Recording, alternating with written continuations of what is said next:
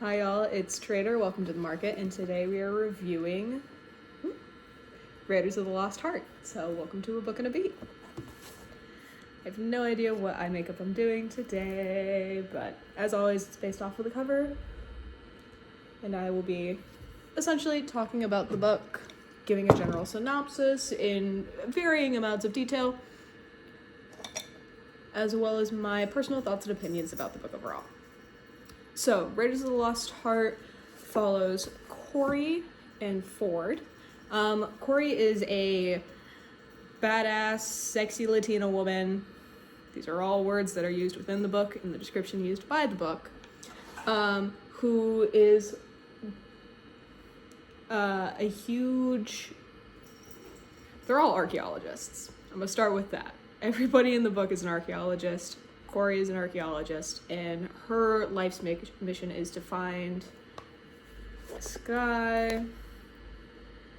Do not tell me it was a long shot for me to flip to a page when this man is referenced all of the goddamn time. Hold on. Give me a second. I'll probably cut this out. We're gonna go with Chimali. Chimalli. He's an Aztec warrior, and she is under the assumption that there's a chance that she's a descendant of him because her entire life's work has been on this Aztec warrior and the recountings of a man named Mendoza, who was a Spaniard, who has a different telling, or essentially story regarding Chimali? Anyways, regarding the Aztec warrior in his life. So, we start off with Corey. She is a professor at Berkeley, and she's getting propositioned by this guy named Calvin. We don't know his name until far later in the book. But he is asking her to join a archaeological dig and gives her no information. Just, here's a plane ticket, show up, or get lost. Of course she shows up. She runs into her best friend Ethan from college, as well as her arch nemesis from college. The two of them were competitive the entire time throughout college. He had actually stolen an internship from her, and that is our main love interest, Ford. He is a blonde, blue-eyed white man. I love how I'm saying this with such vitriol is the right word. When I myself am married to a blonde hair, blue-eyed white man. Anyways, we'll go inner corner with a teal. So, a lot of filler words. She meets them up at the airport and sees that it is her rival who is the lead archaeologist on this dig. For Chimali, this Aztec warrior. I'm just gonna keep referring to him as the Aztec warrior. And they are trying to find a sacrificial dagger, is the main thing that they're trying to find here. Because they don't think they'll find any bones, because, you know, why would they? He died elsewhere. They just need to find the dagger. She's obviously upset about seeing Ford as the lead guy on the dig, because they have history and don't like each other, which is made very apparent from the beginning. I will say this book does pretty good banter between the two main love interests. I'm actually very happy with the way that the banter is written within this book. So that is definitely a plus. It is also very clear from the get-go that they have a ton of sexual tension, which not necessarily a bad thing. They had a lot of sexual tension throughout all of college as well. I will say another thing that I really like about this book is both of the main characters are like in their 30s, and it's so very refreshing for them to sort of kind of act like adults some of the time. Anyways, back to the actual plot. Corey agrees to go down to the dig site with them, and she will decide by the morning whether she's going to stay or not. Ford gets it in his head that she's not going to stay, because why would she? She hates his guts, which she does admit to a couple of times. She's not the biggest fan of this man. So, they see the dig site. We get introduced to a couple more characters, including Sunny, who is one of Ford's interns that is there, as well as Agnes, who's the cook. I love Agnes. And a man named Lance, who we, I think, get a total number of, like, 3 or 4 conversations about, and, like, 2 conversations with. Yet he ends up being this super important guy.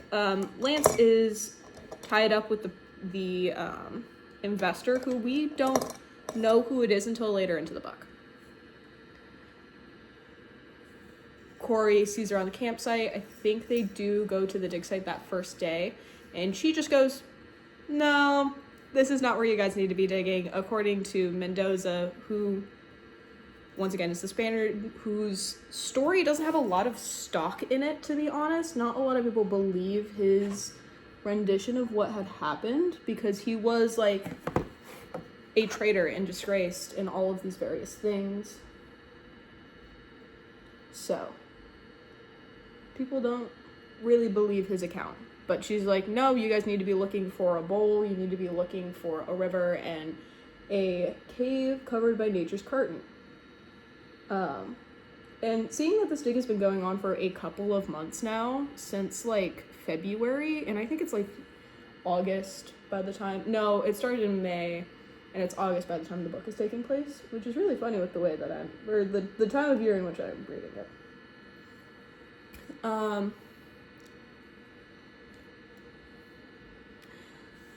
So, obviously, without seeing anything, Ford goes, okay, you know what, yeah, we're gonna pack up, we'll figure out a new spot, we'll look around at new places. Mind you, Ford has been kind of testy this entire time, and he is good friends with Ethan, so as they're, like, packing up the site, Ethan pulls Corey aside and goes, hey, can you talk to him? Because he won't talk to me, and I know something's going on. So Corey and Ford go back to their tent while everybody else decides to close up so that they can try and figure out where to look next for the dagger. Seeing that Ford has been using has been using Corey's dissertation as the gospel, essentially, for this dig. Despite the fact that he didn't decide to pay enough attention to her dissertation.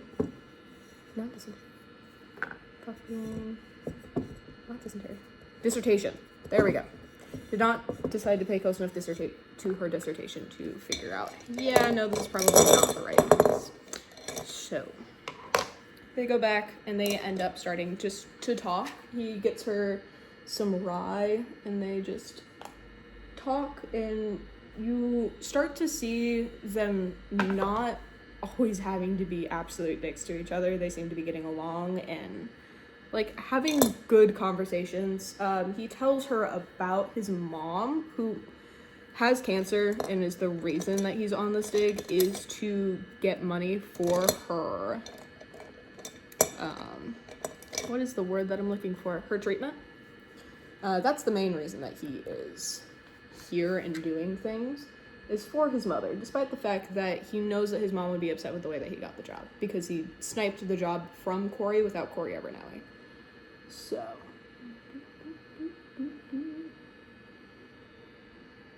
they start talking, they get to know each other a little bit better, and obvious sexual tension the entire time. We then get them getting, like, day drunk, and Ethan comes back and is like, hey, come on, man. Like, we all slaved away, like, starting to pack up the camp, and you got over here being drunk. We got to figure out where we need to be doing stuff. So they use a topographic map to figure out where are the best places to look. Because the thing is, Ford and Ethan kind of screwed up with choosing that initial site because they didn't go to all the other sites to ensure that none of the other ones fit better, because he was eager to get the dig started. So they find 3 places that are all along the river.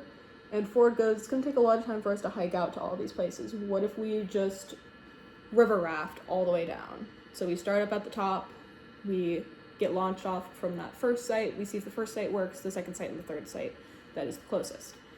Because he's sitting there kind of like, my luck has been really bad. I know well enough that if we go look at the first spot, the third one is going to be the one that's for it. Spoiler alert, it is that last spot that they go to, which is the one that is closest to camp, that happens to be the spot for where they find like an adobe structure and all of these things, and it's great. During the time that they are river rafting and going down, they end up hitting a couple of rapids. The thing is, Corey, who genuinely is shown to be a badass throughout the entire book, we find out that she had stolen's the wrong word. She retrieved a necklace that was snagged by a like black market dealer and had returned it. She also ran from I don't know how to pronounce it, but is a species of jaguar that's about the size of a house cat. But still, she ran past that. She like does rafting and all of these things. So it's very clear that she is like, she's compared to Lara Croft throughout the entire book. And honestly, it's fair. She does have that kind of like adventure vibe to her. So I will say she's not characterized incorrectly at all, which is very good for me, because it makes me very happy. So, I make a lot of faces while I do my eye makeup. Regardless, as they're going down the rapids, she still falls off of the raft, so Ford, not deciding to heed her warning of, hey, if anybody goes overboard, they're just gonna have to swim to the shore, it's dangerous to get in the water to try and save somebody. He, pulls her out of the water, because of course he does, because he is the white savior man. Now I get to start cleaning things up, I think.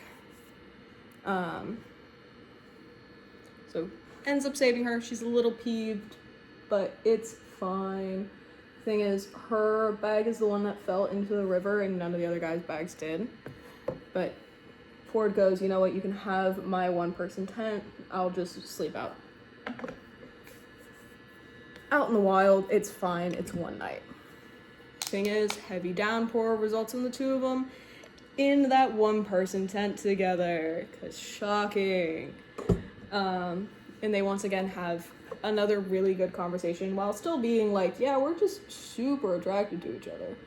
And they're both like individually thinking it throughout the entire time, but they just kind of like stay up and talk. And there are a couple of times throughout the book, and I think in this scene too, where they like push each other a little too far, but it's fine. It doesn't really matter. I mean, it does, but they move past it very quickly. I will say a lot of the conflict things happen because Ford is a man, and is like the boss during the stake thing, and wants to maintain his like leadership essentially. So he'll say things like, you know what, Corey, you can't do that, I'm the boss. And Corey is an independent woman, does not take anything from a man. So she always like bites back essentially. That's pretty much their relationship dynamic throughout the entire book, which is, honestly, I thought it was fine. I know a couple of other people who have read the book, because I, checked the Goodreads after I figured out what the book was. Had a couple of complaints about it, and I think it's totally valid. I just happened to enjoy the book more than I thought I was going to. Yay, I like that. We can now do eyeliner and see if I can talk while doing eyeliner. I opened it up on the right way. How do I want to do this? Okay. So they end up in the same tent during the night. The other guys with them are just kind of like, hey, we see you. And Ford's just kind of like, shut up. They get to the last site. They see that it is where they need to be digging. So when they get back, it's all celebratory. They start getting ready for the dig, and they start digging there. They end up having a bunch of discoveries. They see a bunch of things that they wanted to see, like obviously the adobe structure that's there, but also like bowls and scraps of clothing and all of these various things, but they're not finding the dagger. So, oh, that's a lot thicker than I wanted it to be.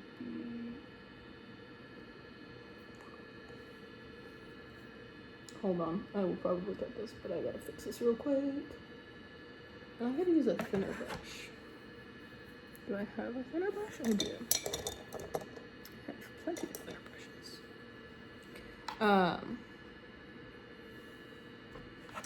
So they get to the point where they're digging consistently and all the time. Well, all of this is happening, once again, we're getting more about Corey and her backstory, how the fact that her mother died of breast cancer. We have more information about Ford and both of their relationships overall, including him dating Allison Crawley or whatever, who happened to be the daughter of his professor. Said professor then, gave him the internship, got him a teaching job at Yale, and all of these things that just kind of fell into his lap that Corey sees as him like doing on purpose to take things from her, like the internship, the teaching job at Yale, all of these things. So we learn about those things, but we don't learn like the full story behind them until a little bit later.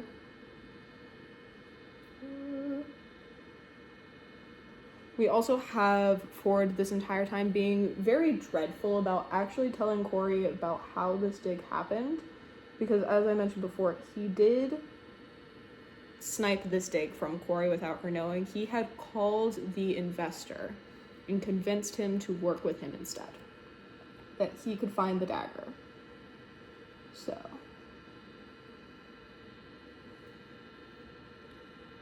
yeah, we can go with that. They decide to take a day of a break, essentially, because they've been going and going and going, and they haven't found anything in the caves that they thought was the cave covered by Nature's Curtain. And everybody's thrilled to, like, have a day off. I think this is caused by a food poisoning incident. No, but there is a food poisoning incident that does happen, and this is particularly suspicious because Ethan had realized that somebody was trying to tamper with the lock for the artifact shed, essentially. Later on, there ends up being food poisoning. That's the day that they decide to take off. A couple of days off, really. And Ford and Corey go to a waterfall that's nearby. And they end up having more conversations. We learn a little bit more about Corey and why she wanted to become an archaeologist, as well as the fact that she is incredibly hot, and that has been something that has been a detriment to her career because people just see her as the hot archaeologist, and it had ended up being an issue for her in schooling because she got attention from boys, and because the girls were mean to her because she got attention from boys.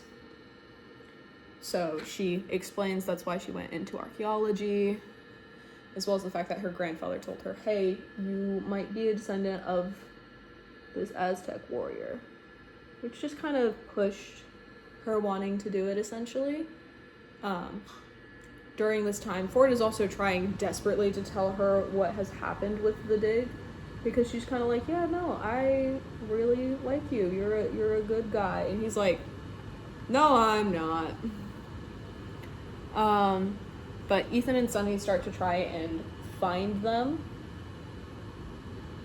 So they go and hide underneath the waterfall. Obviously, this is a bit of a risk because it could just be rapids. Thing is, there's a cave behind it. And as they find out, that is the Nature's Curtain cave that they were looking for the entire time, because there's a set of 3 bones, 2 adults and a child. So this happens to be the Aztec warrior, his wife, and their child. there also is the ceremonial dagger that they were looking for. So they are all excited. They head back and they run into Ethan and Summer, who are doing a little something near the evidence shed. The thing is, they were looking for Ford and Corey because somebody had taken something from the artifact shed. They broke into the back of it and took something. So now that they know that there's an actual thief among them, they launch into this whole, like, we gotta find this guy, start asking all the crew members and everything, and then the investor calls. And he straight up goes, nope, you're gonna finish this dig. All I care about is the dagger. Stop with the, like, investigation. It wasn't one of my men. Just do your job, or I will release these spicy photos of you and that intern. He thinks the intern is Corey. Because Ford had, not telling the investor, brought Corey onto the dig. We also now find out who the investor is, and I think it's like Van Tork or something like that, and he is not a good guy, and we learn specifically why a little bit later when he finally tells Corey who the investor is and fully says everything that has been going on. I would also like to mention that it only starts about the halfway point, but they start boinking. And that does become the fundamental part of their relationship for a while, is just boinking. That does shift a little bit as we get further into the book and we start getting them having, like, internal conversations with themselves, being like, oh no, I'm falling for this person. Which I think is actually done fairly well, despite the fact that Corey, throughout this entire time, is going like, I don't date, I do casual hookups, that is the only thing that I do. But we do see a slow progression to her being like, you know what, maybe I could date. Maybe, because I'm falling for this guy, and we might be able to work. Moving back to the investor and their conversation, so they stop with the whole thing, and Corey, like, lays into Ford, like, what the heck is going on? Why are you doing this? Yada, yada, yada. And he spills everything. He spills about his mom's treatment and how much it costs, the fact that he's not going to be able to pay for it, as well as, like, I sniped this from you. I called the investor and I took this from you. And she just goes, yeah, we're done, and stops talking to him. They do decide to keep the cave a secret because he goes back and gets the dagger. And he just goes, we're going to end this now. And she goes, nope, we're going to go find the bones. We have a week to do this. We're going to go excavate all of those bones. Stop being dumb. So they continue to dig in secret for the bones, with just Corey, Sunny, and Ethan. Thing is, Ethan and Sunny don't know that Ford was a jerk, essentially. And, like, didn't, and, like, sniped this. Him and Ethan do have a conversation closer to the end of the book, being like, yeah, this is all the things they did, and Ethan's just like, you're dumb, this girl loves you, yeah, you screwed up really badly, but that's not gonna stop. Crap, the two of you are, like, made for each other. And as they get ready to, like, go back to the dig site, Mexican police show up. Straight up. We find out that the land is not owned by Van Tork. I'm gonna keep saying that. I don't think it's correct, but I'm gonna keep saying it. Because the real landowner's like, nope, never seen that guy. I don't know that name. Those are falsified documents. And they go, you guys can't dig it here anymore. You can't take anything that's here. Yada yada yada. And Ford sees that his room's been ransacked, so he goes, oh my god, it was Guile. I think Guile is the guy. No, because they go and grab Guile, and he's like, I don't know what you are talking about. And then they go, oh my god, it was Lance. It was Lance, the guy that we talked about a little bit at the beginning, not at all in the middle, and suddenly is now important again. So Ford goes taking off after Lance into the jungle. Mind you, the cops are still here. We don't, like... We'll get to it. And he runs after Lance. This is the big climactic part of the book. Actually, he doesn't run after Lance. Corey runs after Lance. She realizes that he has the dagger and bolts after him. They end up at the waterfall. And because she went alone, she was kind of dumb. Girl gets completely held hostage. And then Ford comes just like, that's a fake. I have the real dagger here. We're going to trade over for it. They trade over for it. And then, Lance realizes the one that he traded is actually the fake, after trading Corey and throwing away the other dagger. So Ford goes, run, and they start running, but Lance ends up, like, in a tussle with Ford, like, full-on knife fight, essentially. And Ford gets stabbed, but it does the whole cliche, removing your hand from the wound and it coming back bloody, like the removal of the shirt thing. It's so dumb. But this is after Corey, like, pulls him out of the waterfall and Lance falls in. I did verbally say, does he die? When I was reading that part. And we get this really, like, cheesy moment. I'm not gonna say heartfelt, because for me it just felt very tropey of, like, you can't die, as she's, like, holding her shirt to his wound. And I'm like, this feels a little out of place in an archaeological, in, like, a contemporary romance type situation. And the thing is, we don't get a conclusion to that. We just hop to a year later when the, I think Natural History Museum in Chicago, I don't know, it takes place in Chicago though, is holding the exhibit for this Aztec warrior and all the things that they found. Turns out Corey was able to do some smooth talking, convince the Mexican government to allow them to put all the stuff on display in Chicago, and she would do a free dig for them. Because Corey is cited for everything regarding this dig, she, like, gets a lot. I'm gonna close that real quick. She gets a lot of publicity, she gets a lot of offers, like, I think it's offered something at Yale but declines. And a bunch of really cool things are happening. This entire time we have no idea what happened to Ford. We have no idea if this man has died or not. Like, she's talking to, like, Ethan and Sunny and her student, Miri, from the first chapter, who we see in the first and last chapter only. And all of these great things. I'm gonna segue real quick back to Vancouver. He's a trash man. He, like, deals with the black market and sells artifacts there. That's who he is. Just so you're aware. And Ford's professor, Dr. Crawley, had told Ford to go and talk to Van Tork to get the dig, because Corey already knew that he was black market dealer. I don't know why that's not, like, common knowledge, or if Ford's just dumb. Anyways, they're at the museum. It's a huge public event. And Ethan goes, yeah, I'm gonna take you back so that you can see things personally. And then we see a like, I guess it is part of the exhibit. So, like, a section of the exhibit that is dedicated to Corey and Ford's love.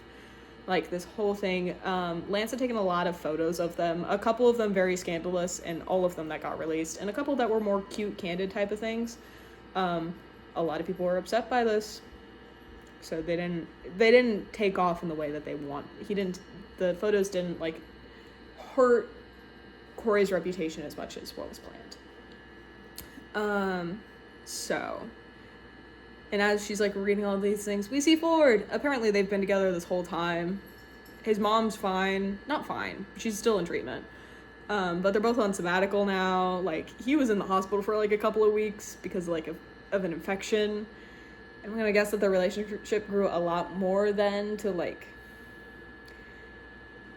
The last chapter felt a little cheap. It felt like an epilogue type of thing where everything's hunky-dory and fine. I will say the last thing that we get is another man coming up to Ford and Corey being like, hey, would you like revenge? I need you to find this lost city that I know is real, but Van Torque took the evidence from me. Here are all of my credentials so you can double check to make sure that I'm legal in the eyes of the law. So it feels like there might be a sequel to this book. I haven't looked into it yet. I don't know if I would read it or not. It's my thoughts on the book. As my cat licks inside of a bowl. It's fine. I rate it like a 3.5, 4 stars. It was a lot of like, yeah, they're very, like, they got the hots for each other. That's the main thing throughout the entire story. There's a lot of boinking tension, and there's a lot of boinking. So it does seem that their relationship is very, like, physically driven, but they do have a lot of moments where they do have conversations. Are all of those conversations on page properly? No. There are a couple of times where it's kind of like, yeah, they talked into the night for hours, and they laughed, and they had fun. I'm just kind of like, okay, good to know. And of course, there's the whole year-long skip where he's in the hospital for weeks, and we don't know how their relationship grew. We don't know if they had difficulties, like all of these things. So obviously it's not a perfect book. It's not perfectly depicting a relationship. I think it's very hard to perfectly depict a relationship within writing, to be frank. It's not super easy, especially when you're doing a 350-page standalone book that's focused on romance and spice. Talking of spice, there's... Hello! I think, like, 3 scenes. And they're all, like, halfway through the book towards the end. So there's not, like, a ton, but it does exist. Hello. This is Binkus. Or Binks. It's just Binks. I call him Binkus. He's a good boy. He's such a pretty boy. Anyways. I thought the writing style was really good. I do think that the characters felt very fleshed out and real. It does mean Ford made himself look really, really bad throughout the entire book because he was just, like, kind of a prick. That being said, the end of the book does kind of... His explanation for everything doesn't fix everything, but makes things a lot better. Like, he did kiss Allison at a gala. The thing is, they didn't start dating until, like, 4 weeks later after, like, Corey's, like, dissertation, which the professor didn't show up to. So a lot of things, like, fell into his lap. That's what a lot of it was. He made the right connection at the right time, which he wasn't intending on doing. He was intending on finding Corey during that gala, but it didn't happen. Addison found him first. So, he does still act like a prick through a good portion of the book. Not, like, greatly, and we do see him apologize, and apologize, and apologize, and apologize, and some growth in character, but the book does also take place over, like, maybe a month. You can't expect people to change on a dime, to be honest. So, once again, mixed feelings about the book. There is also the fact that Corey, while being said to be a badass, and is shown in things not regarding this dig to be a badass, and a couple of things in the dig itself, like knowing how to deal with rapids, as well as, like, the cave situation, and later saving Ford from the knife wound. Ford saves her, like, half a dozen times throughout the rest of the book. Like, in the rapids, he pulls her out. There's a coral snake at one point that he straight up just grabs and holds, making sure she doesn't fall off of a boulder, as well as the straight up hostage negotiating situation that did happen at the end of the book. I would also like to mention that the tags that they give each other is, like, badass Dr. Mahira? I can't say her last name. And then Weak Sauce Matthews, despite the fact that this man, well, once again, throughout the rest of the book being told to be not that much of an adventurer, and we do see it a couple of times, is the one who has done a lot of the saving of Corey throughout the entire book.